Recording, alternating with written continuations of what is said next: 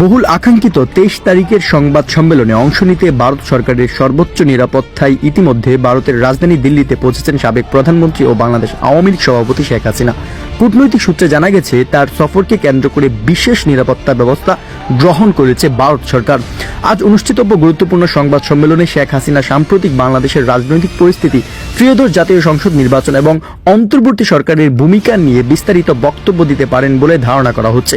রাজনৈতিক বিশ্লেষকদের মতে এই ভাষণ দেশের বর্তমান রাজনৈতিক প্রেক্ষাপট অত্যন্ত গুরুত্বপূর্ণ এবং তাৎপর্যপূর্ণ হতে যাচ্ছে। জানা গেছে, শেখ হাসিনার আজকের ভাষণ লাইভ সম্প্রচারের মাধ্যমে বিভিন্ন টেলিভিশন চ্যানেলে সরাসরি দেখা যাবে। দেশ বিদেশের গণমাধ্যমের ব্যাপক উপস্থিতি থাকবে এই সংবাদ সম্মেলনে। ইতিমধ্যে আন্তর্জাতিক সংবাদ মাধ্যমগুলোর আগ্রহ চোখে পড়ছে দেখার মতো করে। আওয়ামী লীগ সংশ্লিষ্ট সূত্রগুলো বলছে, শেখ হাসিনা তার বক্তব্যে গণতন্ত্র, নির্বাচন এবং রাজনৈতিক অধিকার নিয়ে স্পষ্ট অবস্থান তুলে ধরবেন। একই সঙ্গে আওয়ামী লীগকে নির্বাচন থেকে বাদ দেওয়ার অভিযোগ এবং দেশের সাম্প্রতিক পরিস্থিতি নিয়েও কথা বলার সম্ভাবনা রয়েছে।